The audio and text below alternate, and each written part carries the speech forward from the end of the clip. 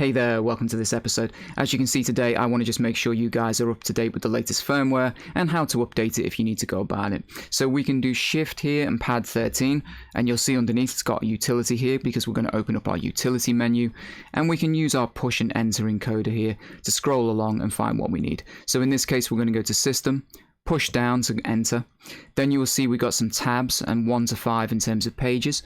We want to use Control 3 here to scroll through, and we're going to scroll all the way to the right, and that will give us our version page, and we can see what version we have updated to.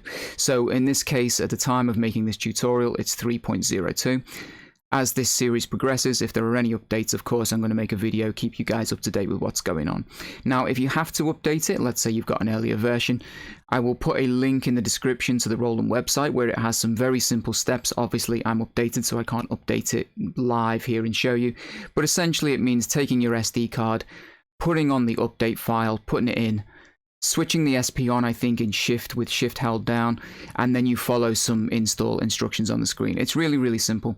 The one thing to mention is that at one point on the Roland website, it used to tell you that you could only put an update on a SD card that had a maximum size of like 16 gigabytes, I think, at the time.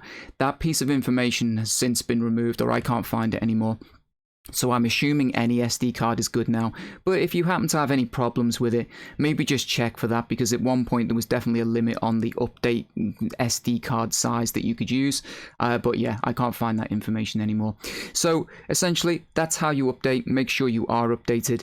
There are plenty of bug fixes, new features implemented each time, so it's really useful to be up to date. I will catch you guys in the next episode.